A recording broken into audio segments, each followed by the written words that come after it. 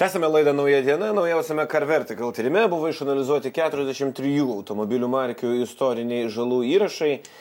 Galingesni modeliai pasirodo patyrė daugiau apgadinimų nei automobiliai su silpnesniais varikliais. Šią temą atsispirdami galbūt nuo šios temos kalbamės su Matu Buzeliu, automobilių ekspertu. Matai, sveiki gyvi. Sveiki. Kas kaltesni čia automobiliai, vairuotojai, kaip turėtume traktuoti šitą informaciją, šitą tyrimą? Aš tai sakyčiau, kad automobilių šiaip kaltinti nereikėtų nieko, nebent tai būtų, nežinau, aukščiausio lygio autonominis automobilis, kuris pats ir padarė tą eismo įvykį. Iš esmės, net ir tuo atveju atsakingas būtų tas vairuotojas arba pavadinkime operatorius. Vairuotojai visur kalti yra vairuotojai. Žioplumas, netidumas, užsižiūrėjimas, mobilūs telefonai ir kitos problemos. Ir bent jau mūsų tyrimas rodo, kad ir galėtų truputį daro įtakos automobilio avaringumui. Kaip, kokiu būdu, kaip ta koreliacija atsiranda? Čia sunku labai tiksliai pasakyti, būtų toks tikriausiai bandymas atspėti, bet aš tai būčiau linkęs sakyti, kad galingesnius automobilius renkasi tie vairuotojai, kurie galbūt yra truputį daugiau linkę rizikuoti. Ir viskas tuo praktiškai būtų paremta.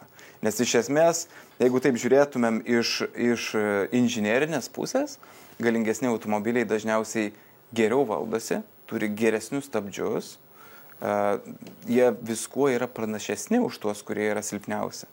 Tai turėtų kaip ir būti atvirkštinis variantas.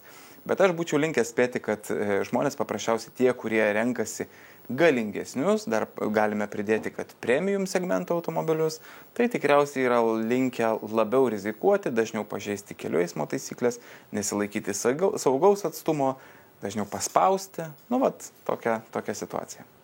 Žodžiu, galios išnaudojimas labiau yra problema negu pati galia čia šitoje vietoje. Vienareikšmiškai. Kaip apskritai, kur link keliauja automobilių saugumas, kokias tendencijas matot? Aš tai sakyčiau, kad automobiliai kuo toliau, tuo darosi saugesni, paprastesni vairuoti.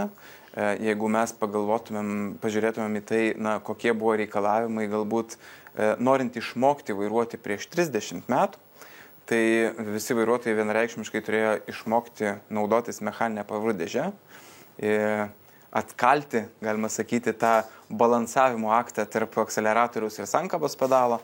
Dabar į automobilį atsisėdus dažniausiai net nereikia raktelio įkišti, durelės atsidarot, paspaudžiat mygtuką, automobilis važiuoja. Saugumo technologijos taip pat pažengusios į priekį.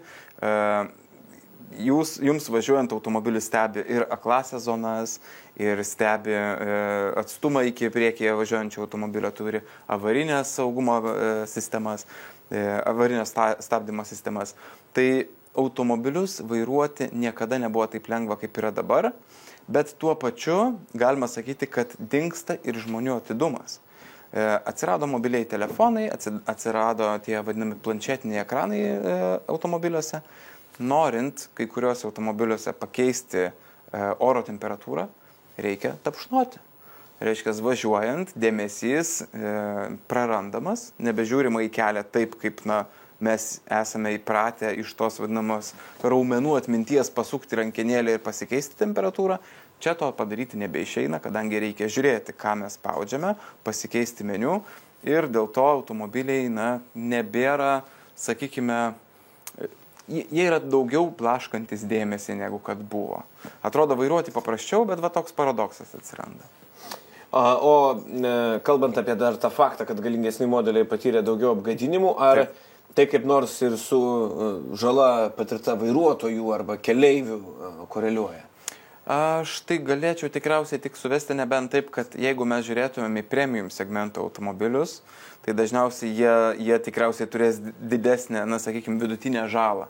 Tie automobiliai dažniausiai patiria didesnę vidutinę žalą. Vėlgi, galima ir truputį pasižiūrėti į markes automobilių ir, sakykime, jeigu nesuklysiu, galbūt Tesla yra labai dažnas daužtas automobilis, kadangi absoliuti dauguma tokių automobilių atkeliauja nepaslaptis iš JAV.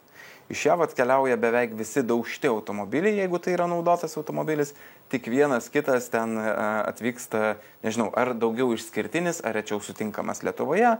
kaip vat buvo ir situacija su tais vadinamais Tesla Cybertruckais, juosgi kažkas atsivežė liktais nedaužtus. Tai... Bet, na, jų tas, sakykime, tie eismo įvykiai jau įvykę Jungtinėse valstijose, čia nėra kažko bendro o kalbant apie įvykius Lietuvos keliuose, ar čia kokios nors markės išsiskiria? Čia galėčiau sakyti, kad išsiskiria labiausiai ir čia yra tokia grinai europinė tendencija BMW. Tai lietuviai, nesvarbu ar lietuviai, ar rumūnai, ar italai, ar kokios kitos šalies vairuotojai pasirodo su BMW automobiliais tikriausiai vėlgi mėgsta labiau rizikuoti. Pats gamintojas, nepaslaptis ir rinkodaroje savo pateikia tuos automobilius taip, lygtais juos būtų visada malonu vairuoti. Ir, na, tas malonumas kažkiek tikriausiai koreliuoja su tuo, kad žmonės mėgsta rizikuoti ir dėl to tie eismo įvykiai ir atsitinka. Ta tendencija tokia, bet apskritai, čia, kadangi prieš eilę metų turbūt buvo garsiai kalbama apie karą keliuose, kaip mes galėtume sakyti, baigėsi tas karas? Aš manau, kad galbūt situacija kažkiek juda, bet lėtas procesas. Tai jeigu, sakykime, tikri karai užtrunka metus, tai keliuose karas, aš manau, kad irgi prireiks ne vieno dešimtmečio. Čia vėlgi reiktų atkreipti dėmesį ir į vairuotojų kultūros, ar yra edukacija, kad to nebūtų.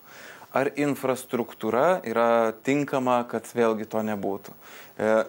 Elementarus pavyzdys, kokios nors greitėjimo juostos, kada žmonės turėtų vienas kitą įleisti užtruktuko principu, reiškia, vieną praleidžiat, tada pavažiuojat, už jūsų vėl kitas automobilis įlenda.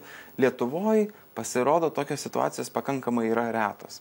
Tai tos tolerancijos keliuose tikrai trūksta ir aš manyčiau, kad prie to prisideda ir infrastruktūros klausimai. Ta prasme, mes šalyje turim labai mažai kelių lygių sankryžų, kada, sakykime, mums važiuojant, norint nusukti kažkur, pavyzdžiui, kairę pusę, tai visada bus šviesoforas. Šviesoforas lėtina srautą, viskas sustoja, o užsienyje tuo tarpu, norint pasukti į kairę, kai kuriuose situacijose yra padarytos rampos, viedukai, tuneliai ir galima nesustojus tą posūkį atlikti. Tai vat visą tai žmonės bandydami skubėti, suspėti laiku, spaudžia, greitai važiuoja, nekreipia dėmesį į kitus, galvoja apie save. Nu, vat, tokios situacijos ir atsitinka. Tai kaip mes čia atrodome europinėme, sakykime, kontekste? Aš manau, kad mes esame galbūt arčiau tos tokios vakarietiškos vairavimo kultūros, nors yra toks juokingas dalykas. Pavyzdžiui, žinot, tą tokią padėkojimo gestą, kada reiškia užleidžiant avarinis signalas. Tai vakarų Europoje tai tokio dalyko nėra. Jie kažkaip taip... Jie pamato tą Lietuvoje ir sako, oho, kaip čia pas jūs įdomiai.